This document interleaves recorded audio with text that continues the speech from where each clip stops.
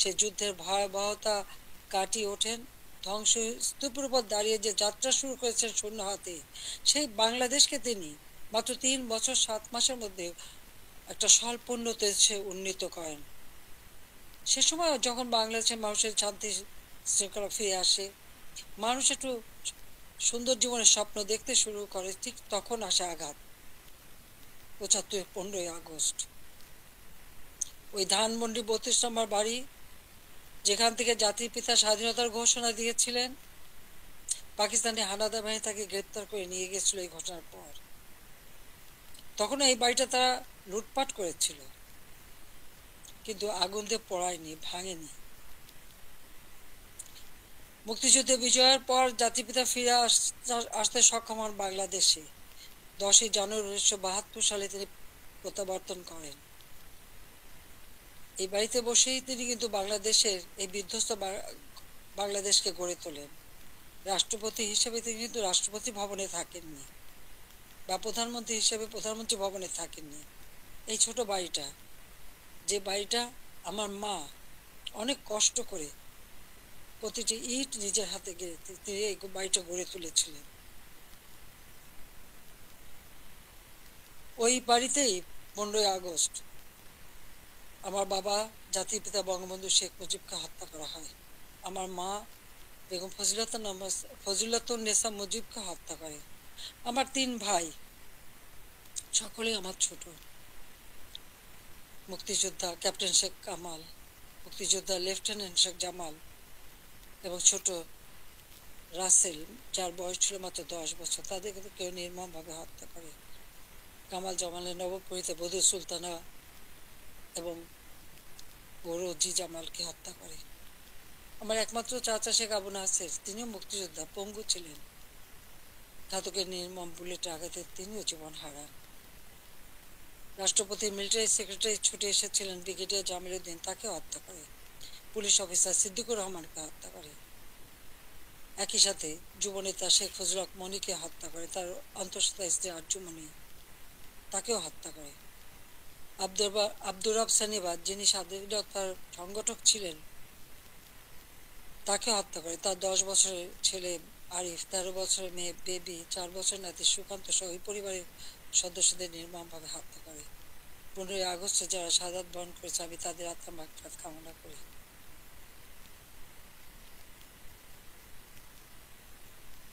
বাংলাদেশের ইতিহাসের সাথে ছাত্রলীগের ইতিহাস জড়িত। জাতির পিতা বঙ্গবন্ধু শেখ মুজিব বলেছিলেন, ছাত্রলীগের ইতিহাস বাংলাদেশের ইতিহাস। প্রতিটি সংগ্রাম, মুক্তিযুদ্ধে ছাত্রলীগের অবদান রয়েছে। 75-এর পর গণতান্ত্রিক অধিকার প্রতিষ্ঠার জন্য যে সংগ্রাম করি, সেখানেও শহীদের তালিকায় ছাত্রলীগের সংখ্যাটাই বেশি। বারবার আঘাত এসেছে, একের পর এক কূ হয়েছে, হত্যা, কূ, ষড়যন্ত্রের রাজনীতি শুরু হয়েছে।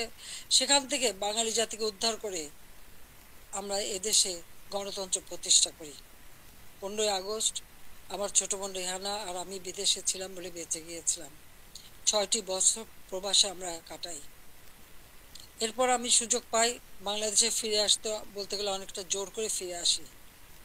যে দেশে আমার পিতামাতার ঘাতকের দল, যাদেরকে ইন্ডেমনিটি দেওয়া হয়েছিল, তাদের বিচার করা যাবে না, অর্থাৎ আমি একজন মানুষ হিসেবে আমার বাবা মা ভাইয়ের বিচার চাইতে পারবো না, সেই বিচারহীনতার সংস্কৃতি ছিল বাংলাদেশে।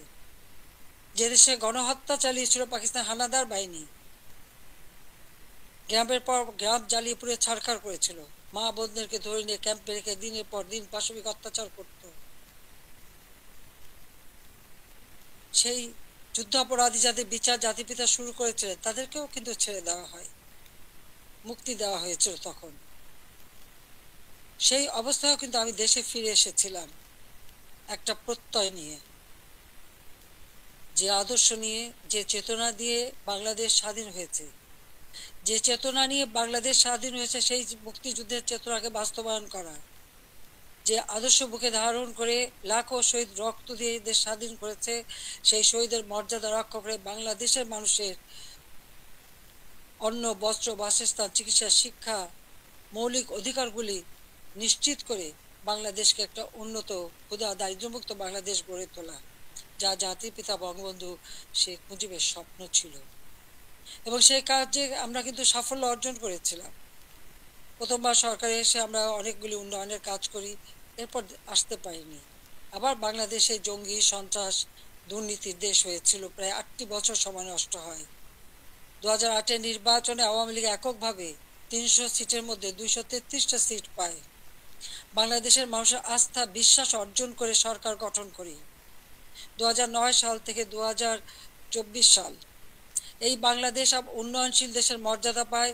যখন আমরা জাতির পিতার জন্ম শতবার্ষিকী 2020 সালে এবং স্বাধীনতা সুবর্ণ জয়ন্তী 2021 সালে উদযাপন করি, তখনই কিন্তু বাংলাদেশ উন্নয়নশীল দেশের মর্যাদা পায় এবং জাতিসংঘ স্বীকৃতি দেয়। জাতির পিতা বঙ্গবন্ধু শেখ মুজিবের সেই ঐতিহাসিক 7ই মার্চের ভাষণ, সে ভাষণও ইউনেস্কো বিশ্ব প্রামাণ্য দলিলে স্থান করে দেয়।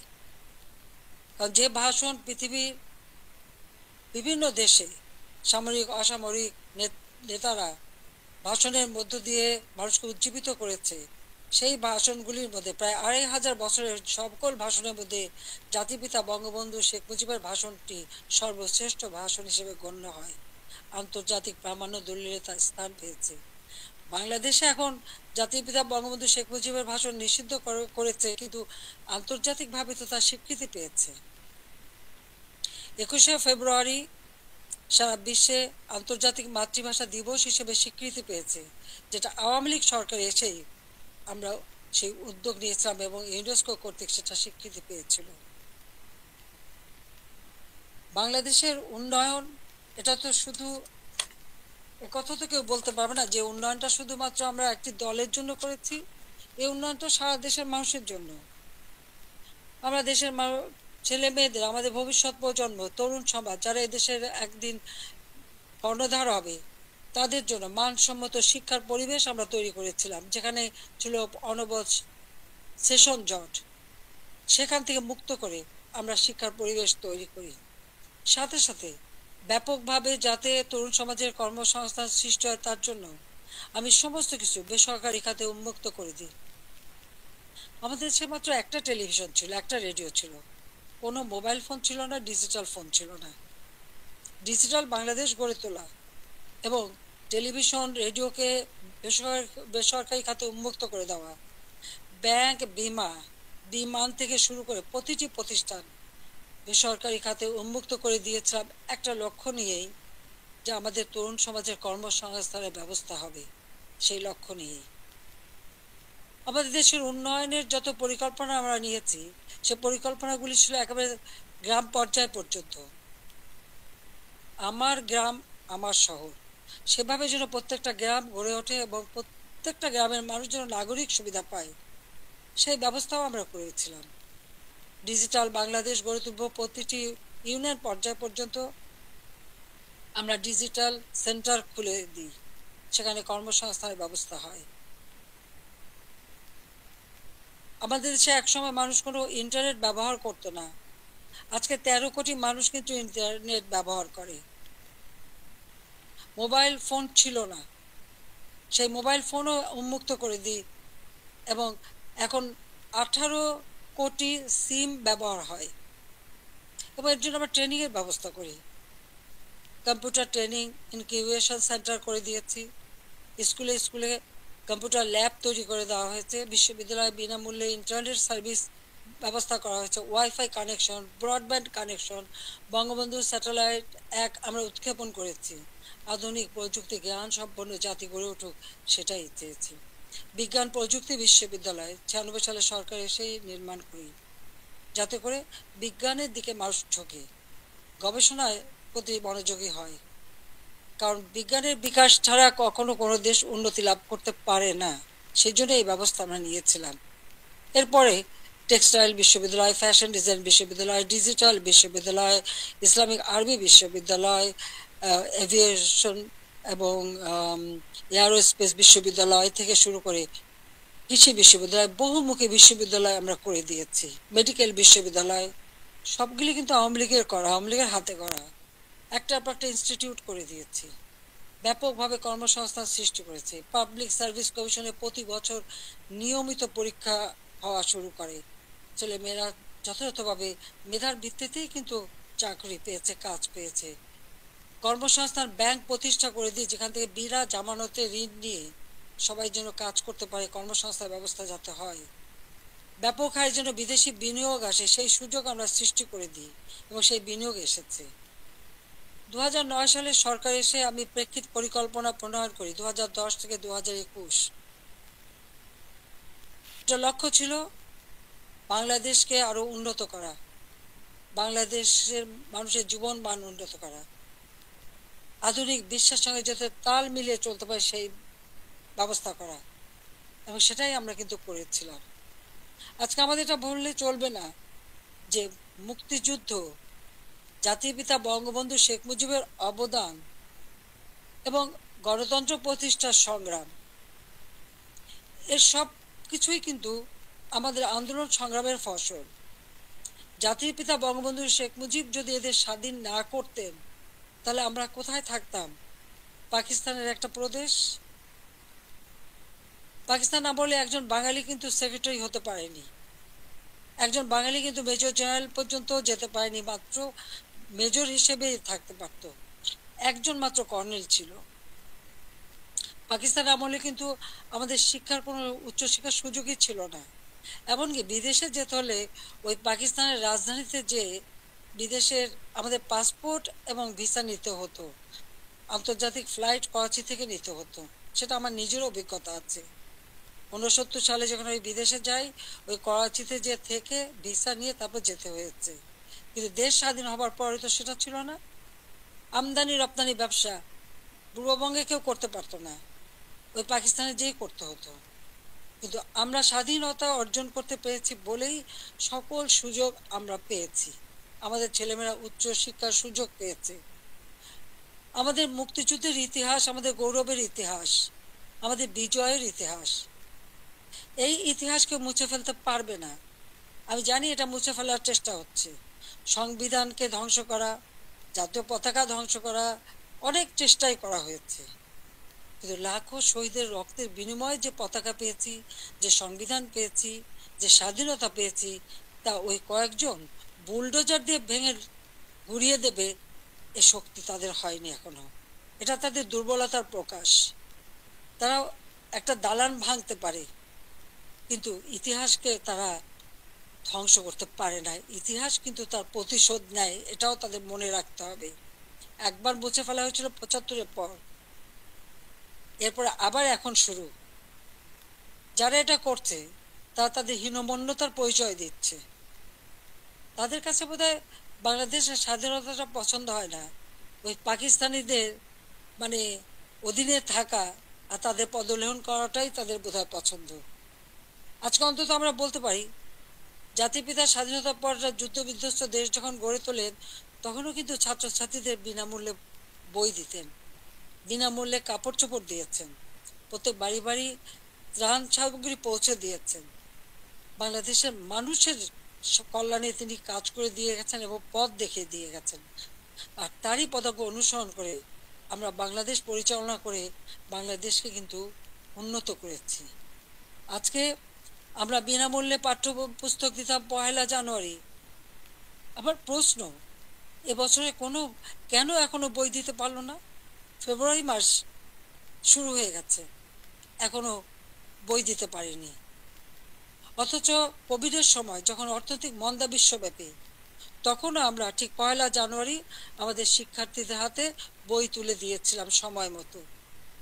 তাদের পড়াশোনা, স্কুলে যাওয়া বন্ধ ছিল, অনলাইনে পড়াশোনা করা বা টেলিভিশনের মাধ্যমে একটা ক্লাসগুলি সেটা তুলে ধরা তাদের কাছে। ঘরে বসে আমার ঘর আমার স্কুল, এই কর্মসূচি বাস্তবায়নের মাধ্যমে পড়াশোনা যাতে অব্যাহত থাকে সেই ব্যবস্থাই আমরা করে দিয়েছিলাম। প্রত্যেকটা শিক্ষা প্রতিষ্ঠান একেবারে প্রাইমারি লেভেল থেকে নিয়ে শুরু করে সবগুলি কিন্তু উন্নতি আমরা করেছি। মাদ্রাসার শিক্ষার উন্নতি করেছি, স্বীকৃতি দিয়েছি, কমই মাদ্রাসাকেও আমরা স্বীকৃতি দিয়েছি এবং অনেক মাদ্রাসা আমরা সরকারিকরণ বা সেগুলি আমরা যাতে আমাদের সব রকম সহযোগিতা পাই সেই ব্যবস্থা আমরা করে দিয়েছি। আমাদের শিক্ষা যাতে কোনো মতে ক্ষতি না হয়, প্রত্যেকটা ছেলেমেয়ে যাতে স্কুলে যেতে পারে, প্রি প্রাইমারি শিক্ষা আমরাই প্রতিষ্ঠিত করি এবং সেই সাথে সাথে মায়ের নামে আমরা একটা বিশেষ অনুদান পাঠাতাম বাচ্চাদের স্কুলে পাঠানোর জন্য। উপবৃত্তি দেওয়া, বৃত্তি দেওয়া এবং উচ্চশিক্ষার সুযোগ করে দেওয়া, সেই পদক্ষেপ আমরা নিয়েছিলাম যাতে আমাদের গরিব মেধাবী ছেলে মেয়েরা যথাযথভাবে পড়াশোনা করতে পারে। সেই সুযোগটা আমি করে দিয়েছিলাম। 4 কোটির উপর শিক্ষার্থী এই সুযোগ পেত। এমনকি বঙ্গবন্ধু মেমোরিয়াল ট্রাস্ট, আমরা যখন দেশে ফিরে আসি, ওই বাড়িটি আমরা তো ব্যক্তিগত কাজে ব্যবহার করিনি। 32 নম্বরের বঙ্গবন্ধু ভবন আমরা 2 বোন জনগণকে দান করে দিয়েছিলাম বঙ্গবন্ধু মেমোরিয়াল ট্রাস্ট করে, এবং সেখানে একটি মিউজিয়াম করেছিলাম সেই স্মৃতি রক্ষার জন্য। আর সেই ট্রাস্টের মাধ্যমে ছাত্র ছাত্রীদের আমরা বৃত্তি দিতাম, কম করে হলেও 500 টাকা, উপরে 2000 টাকা।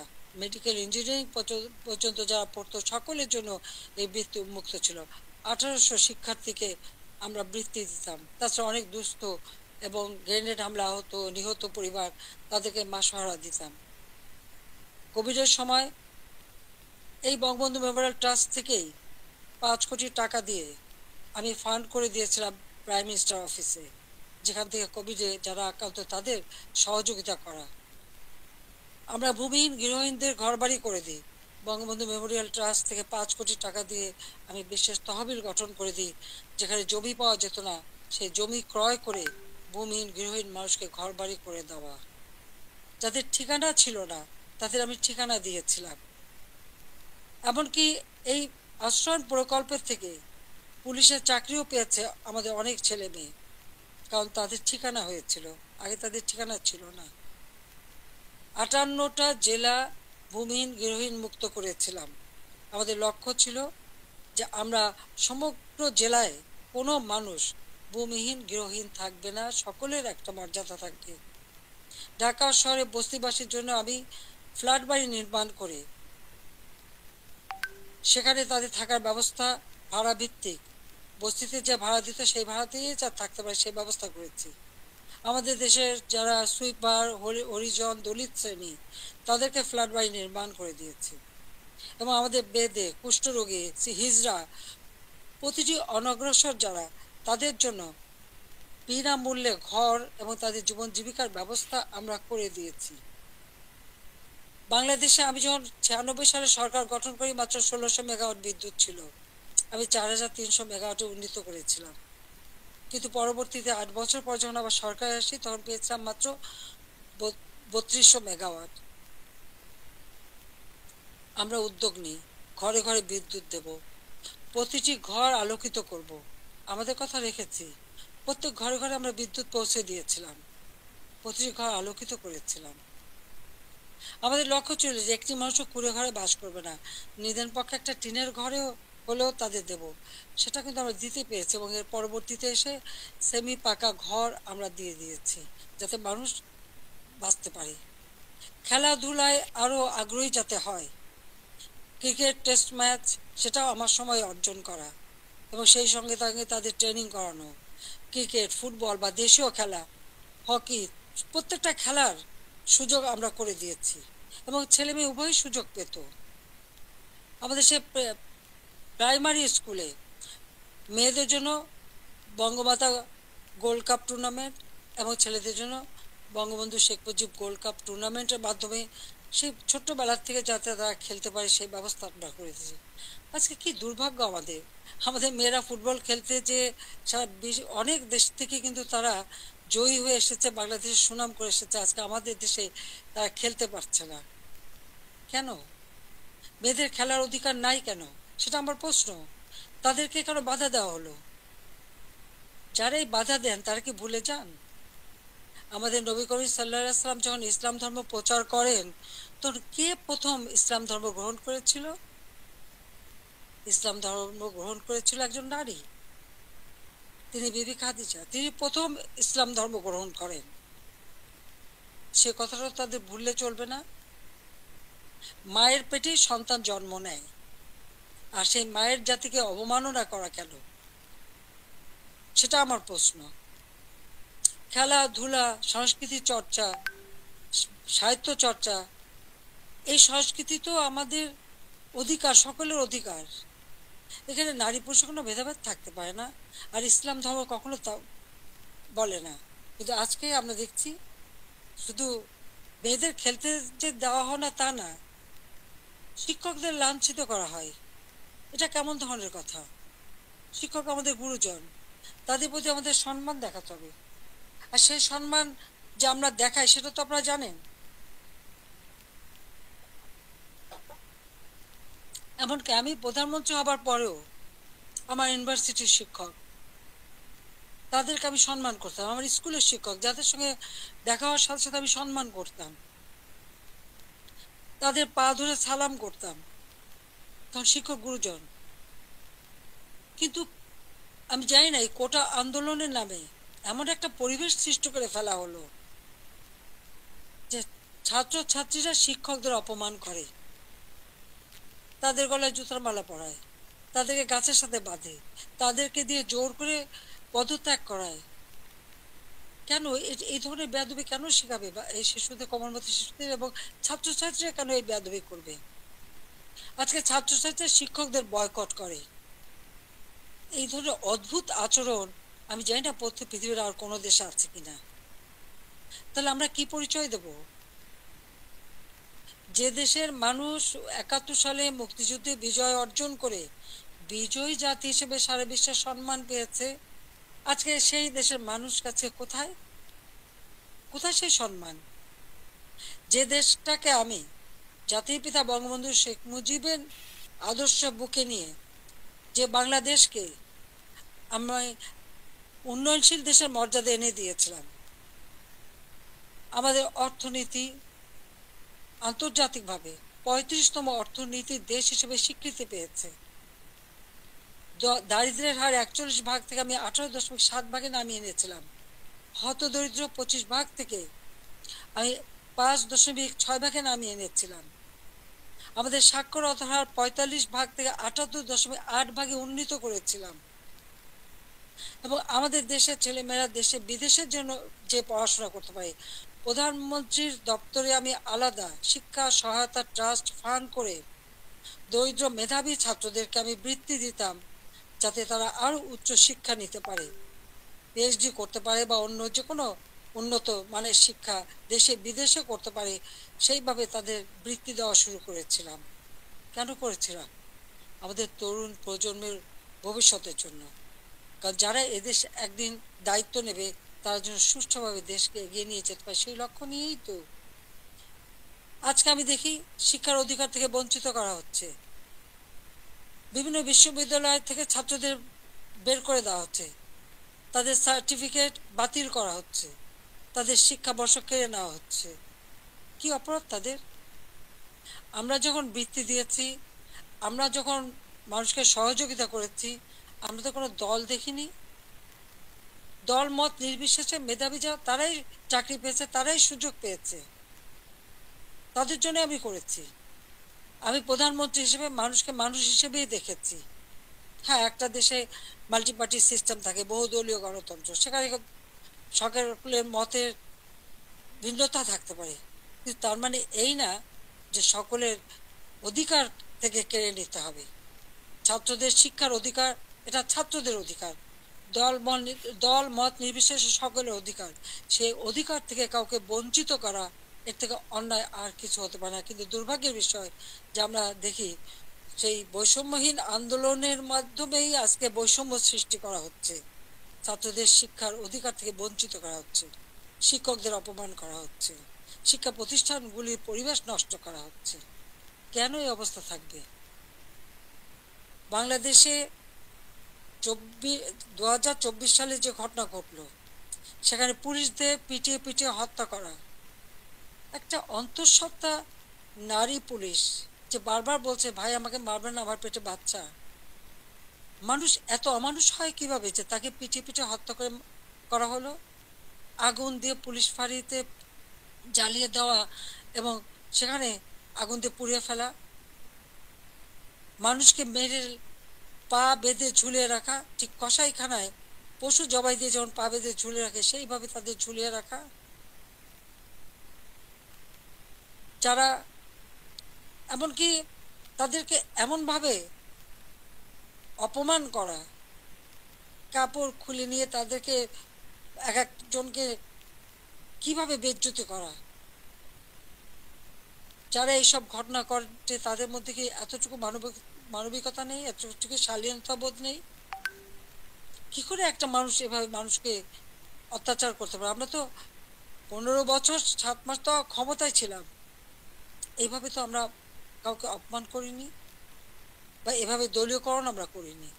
ব্যবসা বাণিজ্য আজকে কেউ করতে পারছে না, ব্যবসায়ীদের উপর অনবরত আক্রমণ, গ্রেপ্তার, কলকারখানা বন্ধ, হাজার হাজার শ্রমিক বেকার হয়ে যাচ্ছে। আজকে কৃষক চাষ করতে পারছে না, সার নেই, বিদ্যুৎ নেই, সেচ দিতে পারে না। এই অবস্থা তো বাংলাদেশে ছিল না, আমি তো এই অবস্থা রেখে আসিনি।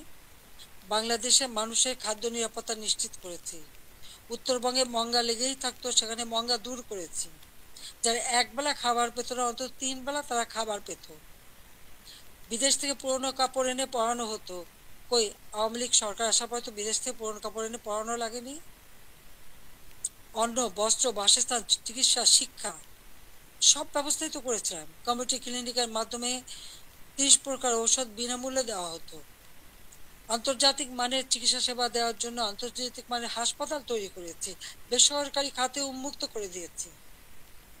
প্রায় 44,000-এর মতো নার্স নিয়োগ দিয়েছি, 22,000 ডাক্তার নিয়োগ দিয়েছি। মানুষের সেবা মানুষ যাতে পায় সেই ব্যবস্থাই আমরা নিয়েছি। কিন্তু আজকে যেন সব বৃথা হয়ে গেল। অপরাধটা কি আমার? আমি সেটা জানতে চাই। যারা আমাকে স্বৈরাচার বলেন, গণহত্যা বলেন, আজকে আমার জিজ্ঞাসা, আজকে যে বাংলাদেশের যে অবস্থা চলছে, এই যে পুলিশ হত্যা, আওয়ামী লীগের প্রায় 400 মতো নেতাকর্মীকে নির্মমভাবে হত্যা করা হয়েছে, হাত কেটে, পা কেটে, গলা কেটে হত্যা করা, ছাত্র, যুবক, মহিলা কেউ তো ছাড়া পাচ্ছে না। ছেলেকে পায় না বলে মাকে গ্রেপ্তার করা, মাকে গাছের সাথে বেঁধে অপমান করা, জায়নামাজের উপরে কুপিয়ে মারা অথবা আগুন দিয়ে পুড়িয়ে ফেলা, এ কি বর্বরতা? এ কোন ধরনের বর্বরতা? এরা কারা? এরা কি গণহত্যাকারী না? এরা কি স্বেচ্ছাচারী না? একজন যাকে সব থেকে বেশি সহযোগিতা আমি করেছিলাম, গ্রামীণ ব্যাংকের ম্যানেজারের পদ, 6,000 টাকা বেতনের চাকরি 90 সালে পেয়েছিলেন। আমি 96-তে সরকার আসার পরে এই গ্রামীণ ব্যাংকে 400 কোটি টাকা দিয়ে এই গ্রামীণ ব্যাংকটাকে আমি দাঁড় করিয়ে দিই। শুধু তাই না, গ্রামীণ ফোনের ব্যবসাটাও এই ডক্টর ইউনূসকে দিয়েছিলাম। আমার কাছে বারবার ধর্ণা দিয়েছিল, বলেছিল ওখান থেকে যে লাভ হবে সেই লাভের অংশ যাবে গ্রামীণ ব্যাংকে। তা কিন্তু যায়নি, বরং এগুলি বেচেই খেয়েছে, মানি লন্ডারিং করেছে, দুর্নীতি করেছে, এবং তার ক্ষমতার লোভ আজকে বাংলাদেশকে ধ্বংসের দিকে নিয়ে এসেছে। একটি মানুষের ক্ষমতার লোভ বাংলাদেশকে জ্বালিয়ে পুড়ে ছারখার করে দিচ্ছে। তার মধ্যে কি এতটুকু মনুষ্যত্ব বোধ নেই, কৃতজ্ঞতা বোধ নেই? যেই তার উপকার করে তার উপরেই তার মাথায় আঘাতটা করতে হবে কেন? ক্ষুদ্র ঋণ আন্তর্জাতিকভাবে স্বীকৃত ছিল না। এই ডক্টর ইউনূসেরই অনুরোধে আমি নিজে তার সম্মেলনে উপস্থিত হই, যেখানে স্পেনের রানী কুইন সোফিয়া এবং হিলারি ক্লিন্টন তারা উপস্থিত হন। আমি উপস্থিত ছিলাম বলে প্রধানমন্ত্রী হিসেবে, এবং ক্ষুদ্র ঋণ জাতিসংঘে যাতে স্বীকৃতি পায় সে ব্যবস্থাও আমি করেছিলাম। কিন্তু কত বড় বেঈমান মুনাফিক যে তার ক্ষমতা লোভ এমন পর্যায়ে চলে গেল যে সে আমাকে আর রেহানাকে হত্যা করার পর্যন্ত পরিকল্পনা করলো, এবং তার বক্তৃতায় তিনি ধরা পড়ে গেছেন। বিল ক্লিন্টনের ফাউন্ডেশনে সে মোটা টাকা দেয়। আমাদের দেশে কোনো দুর্যোগ দুর্বিপাকে কোনোদিন মানুষকে 1 পয়সা সাহায্য করেনি, কিন্তু সেখানে তিনি মোটা টাকা দিয়েছিলেন। আপনারা দেখেছেন গত সেপ্টেম্বর মাসে জাতিসংঘ যখন যায় সেখানে বিল ক্লিন্টন ফাউন্ডেশনে দাঁড়িয়ে ইউনূস সাহেব কি বক্তৃতা দিলেন যে এই আন্দোলন কোটা আন্দোলন এটা কোনো ছাত্র জনতার আন্দোলন ছিল না, এটা ছিল তার মেটিকুলাসলি ডিজাইনড আন্দোলন, যা তার মাস্টার মাইন্ডের মাধ্যমে করা। ওই মাহফুজ আলমকে তার পরিচয় করে দিয়েছিল মাস্টার মাইন্ড হিসেবে। তার অর্থটা কি? ছাত্রদেরকে বিভ্রান্ত করা হয়েছে। আমাদের ছাত্ররা কোমলমতি, তারা ঠিক কোনটা সঠিক সবসময় তো বুঝতে পারে না, তারা ঝুঁকে চলে এসেছে। আবার আর একজন সমন্বয়ক বলল কি, গণভবন আক্রমণের আগে বেশি ছাত্র পায়নি, তাই ফলস আইডি কার্ড করে ভুয়া ছাত্র বানিয়ে নিয়ে এসেছিল। তার মানে এদের উদ্দেশ্যটা কি ছিল? আমি আজকে জাতির কাছে এটা জানতে চাই এবং জাতির কাছে আমি বলবো 15ই আগস্ট আমরা 2 বোন বেঁচে গিয়েছিলাম, এটাই কি আমাদের অপরাধ? বাবা মা ভাই সব হারিয়েছিলাম, সব হারিয়েও সেই শোক ব্যথা বুকে নিয়েও ফিরে এসেছি বাংলাদেশের মানুষের কাছে। কেন? আমি দেখেছি একটার পর একটা কু হচ্ছে, মুক্তিযোদ্ধাদের হত্যা করা হচ্ছে, গণতান্ত্রিক অধিকার নেই, পেটে ভাত নেই, প্রতিনিয়ত দুর্ভিক্ষ, চারিদিকে হাহাকার। যে বাংলাদেশ জাতিপিতা স্বাধীন করেছিলেন, দুঃখী মানুষের মুখে হাসি ফোটাবেন, মানুষের ক্ষুধার অন্ন যোগাবেন, সকল মৌলিক অধিকার নিশ্চিত করবেন, সেই বাংলাদেশে প্রতিনিয়ত এই ক্ষমতার লড়াই, একটা অশান্ত পরিবেশ। বাংলাদেশের মানুষের আর্থসামাজিক উন্নয়ন করবার জন্যই আমি এসেছিলাম এবং আমি তা করেছি। কই, আমরা নিজের জন্য তো কিছু করিনি। আমাদের ছেলে মেয়ে, 5টা ছেলে মেয়ে রানার আমার, তারা চাকরি করেছে, পড়েছে, লেখাপড়া শিখেছে, অক্সফোর্ড, হার্ভার্ড, এলএসসি অথবা লন্ডন স্কুল, বিভিন্ন জায়গা থেকে তারা ডিগ্রি পেয়েছে, তারা নিজেদের যোগ্যতায় ডিগ্রি নিয়েছে। তাদের জন্য তো আমি কিছু করিনি। তারা নিজের লেখাপড়া শিখে নিজের পায়ে দাঁড়িয়েছে। আমি তাদের একটা কথাই আমরা 2 বোন বলেছি আমাদের ছেলে মেয়েদেরকে, যে তোমাদের জন্য কোনো সম্পদ রেখে যেতে পারবো না, তোমাদের শিক্ষাটাই হবে তোমাদের একমাত্র সম্পদ। এবং তারা তাই করেছে, সেভাবেই তারা লেখাপড়া শিখে সেইভাবেই জীবনযাপন করে। আমি তো আমার নিজের জন্য কিছু করতে যাইনি। একমাত্র 32 নম্বর বাড়িটা, সেটাও তো আমি জনগণকে দান করে দিয়েছি আমরা 2 বোন। হ্যাঁ, জাতির পিতা পরিবারের নিরাপত্তা দেওয়ার জন্য একটা আইন করা হয়েছিল, সেই সূত্রে একটা বাড়ি রেহানাকে থাকতে দেওয়া হয়েছিল। আর আমার স্বামী, তিনিও চাকরিজীবী নিউক্লিয়ার সায়েন্টিস্ট ছিলেন, তার একটা বাড়ি 5 নম্বরে, যেটা জয়পুতুলের। আজকে সেই বাড়িও পুড়িয়ে দেওয়া হয়েছে, রেহানার বাড়িও লুট করা হয়েছে। আর গণভবন তো সরকারি, সেটা ভাঙা চোরা লুটপাট 2 হাতে লুট করা হয়েছে। এমনকি ডক্টর ইউনূস নিজেই ওখানে চলে গেছেন তার সমন্বয়দের সাথে নিয়ে, উপদেষ্টাদের সাথে নিয়ে, তিনিও বোধহয় লুটপাট করতে গিয়েছিলেন। আর 32 নম্বর, এটা তো আমরা কোনো ব্যক্তিগতভাবে ব্যবহার করিনি।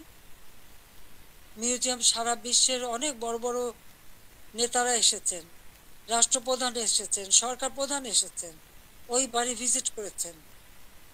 আজকে সেই বাড়িটা ভেঙে ফেলা হচ্ছে কেন? বাড়িটার কি অপরাধ? ওই বাড়িটাকে কেন এত ভয়?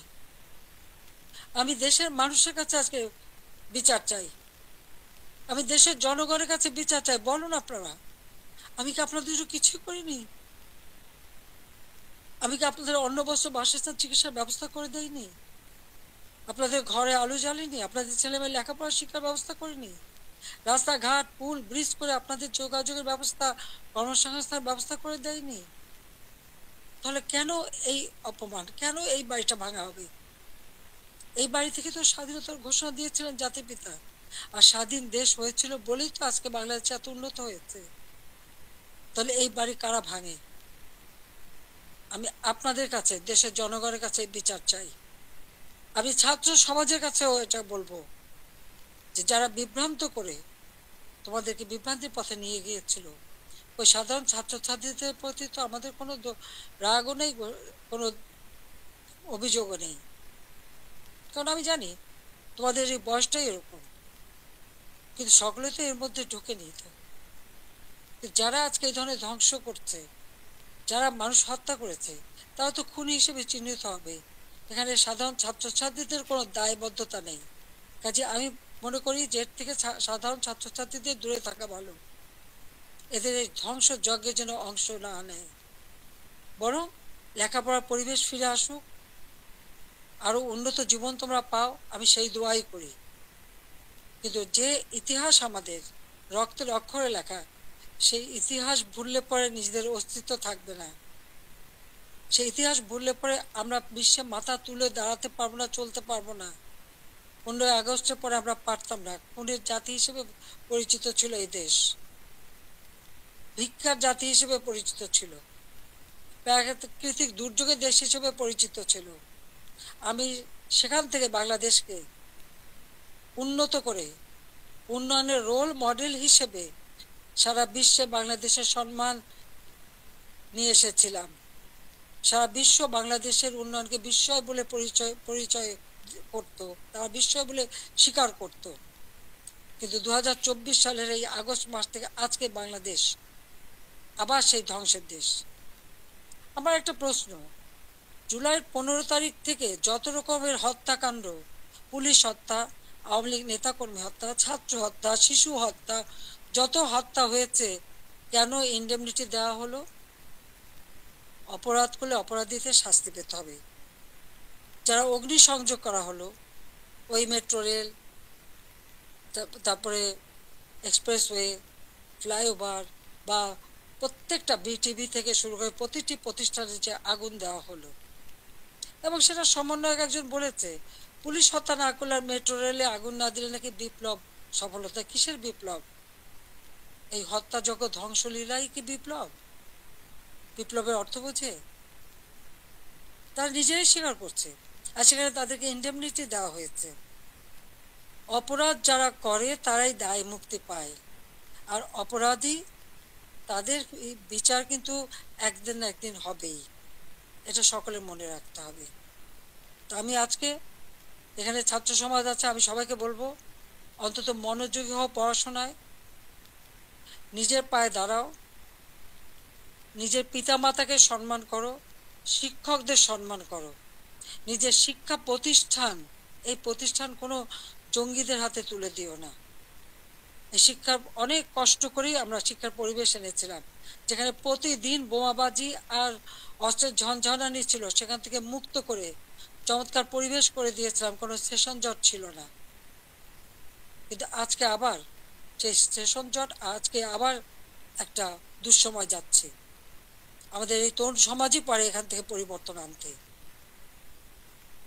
যে চেতনা নিয়ে লাখো শহীদ রক্ত দিয়েছে, সে চেতনাকে ধ্বংস হতে দিও না, তাহলে নিজেরা বিদেশেও মুখ দেখাতে পারবে না, দেশেও না, মানুষের ধিক্কার ছাড়া কিছু জুটবে না। কাজে সকলে সাধারণ শিক্ষার্থীদের বলবো, তোমরা দেশকে ভালোবাসো, দেশের মানুষকে ভালোবাসো, মানুষের কল্যাণে কাজ করো।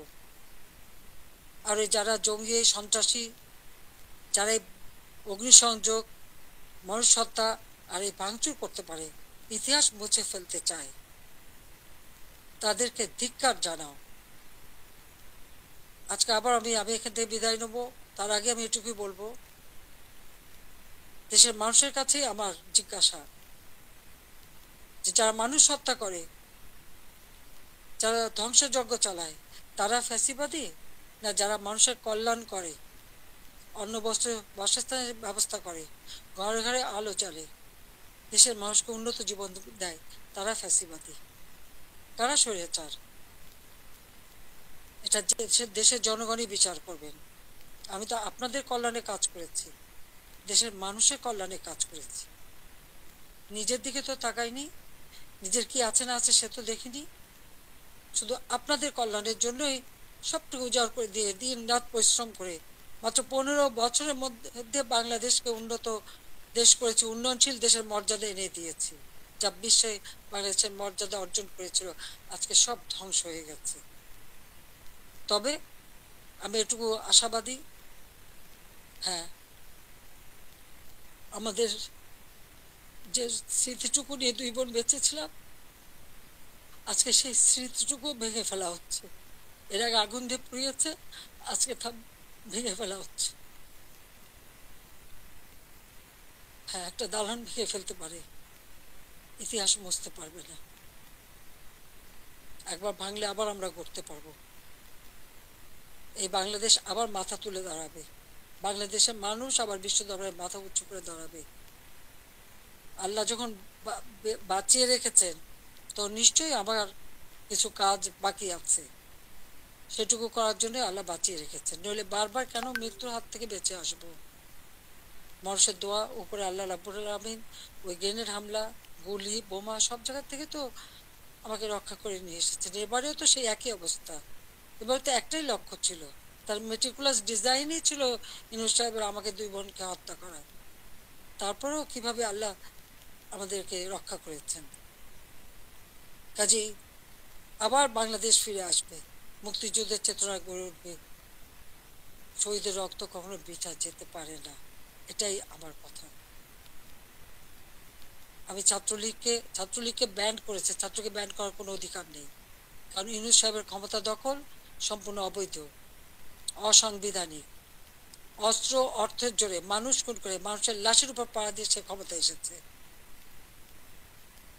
এভাবে অন্যায় করে যারা ক্ষমতা আসে, এই ক্ষমতা কিছুদিন ভোগ করতে পারে, কারণ নিজে ট্যাক্স দেবে না, মানুষের উপর ট্যাক্সের বোঝা চাপাবে, ভ্যাট বসাবে, জনগণের ভাত দিতে পারবে না, পুলিশের পোশাক বদলায়, পাকিস্তানিদের পোশাকের সাথে মিলিয়ে পোশাক পরায়। কৃষক চাষ করতে পারে না, সার পায় না, সেচ পায় না, শ্রমিক কাজ পায় না, শ্রমিকদের বেকার করে দেয়, অথচ নিজের অর্থ সম্পদ ঠিকই আছে এবং অর্থ পাচার করা অব্যাহত রেখে দিয়েছে। এ অন্যায় আল্লাহ রাব্বুল আলামিনও সইবে না। এবং বাংলাদেশের মানুষকেও বলবো, আপনারাও এই অন্যায়ের প্রতিবাদ করবেন, প্রতিরোধ গড়ে তুলবেন, বাংলাদেশকে এভাবে ধ্বংস হতে দেবেন না। আমি আছি আপনাদের পাশে, আমি যত দূরেই থাকি না কেন, আমার মন আপনাদের সাথে আছে, আর আপনারা আমার মনের ভিতরে আছেন। বাংলার জনগণকে নিয়ে তো সব শোক ভুলেছিলাম, বাংলাদেশের মানুষকেই তো একটা নিজের পরিবার হিসেবে আমি নিয়েছিলাম, আর সেইভাবে নিজের ছেলে মেয়েকে স্নেহবঞ্চিত করেছি, কিন্তু আপনাদের জন্য দিন রাত পরিশ্রম করেছি। কাজে আমি আপনাদের কাছে বিচার চাই, আর আপনাদের সহযোগিতা চাই, যে এই ধ্বংসযজ্ঞ থেকে যেন বাংলাদেশ মুক্তি পায়, এই দমবন্ধ করা পরিবেশ থেকে যেন বাংলাদেশের মানুষ মুক্তি পায়, বাংলাদেশের মানুষ যেন জীবনের নিরাপত্তা পায়, শান্তিতে চলতে পারে, সেটাই আমাদের কামনা, সেটাই আমরা চাই। কাজে আজকে যারা এই ধরনের দুর্বৃত্ত পরায়ণ করছে, এই দুর্বৃত্ত পরায়ণদের হাত থেকে, এই দুর্বৃত্তদের হাত থেকে দেশকে রক্ষা করতে হবে। তার জন্য সকলকে ঘুরে দাঁড়াতে হবে, প্রতিরোধ গড়ে তুলতে হবে। আসুন সকলে মিলে আবার আমরা আমাদের দেশকে মুক্তিযুদ্ধের চেতনায় গড়ে তুলি। ইনশাল্লাহ 2041 সালের মধ্যে বাংলাদেশ ক্ষুধামুক্ত, দারিদ্র্যমুক্ত, উন্নত, সমৃদ্ধ, স্মার্ট বাংলাদেশ হিসেবে গড়ে উঠবে, এবং সেটা আমরা করতে পারবো ইনশাল্লাহ। জয় বাংলা, জয় বঙ্গবন্ধু, বাংলাদেশ চিরজীবী হোক। ছাত্রলীগকে ধন্যবাদ আজকে এই সুযোগটা করে দেওয়ার জন্য। তোমরা ভালো থাকো, তোমাদের দোয়া করি, সেই সাথে সাথে সকল ছাত্র সমাজ, তাদের জন্য আমার দোয়া, আশীর্বাদ রইল। সবাইকে আবার বলবো, মনোযোগ দিয়ে লেখাপড়া শেখো, দেশকে ভালোবাসো, দেশের মানুষকে ভালোবাসো, দেশের কল্যাণে কাজ করো। আমার দোয়া আশীর্বাদ সবসময় তোমাদের জন্য থাকবে। খোদা হাফেজ। জয় বাংলা, জয় বঙ্গবন্ধু।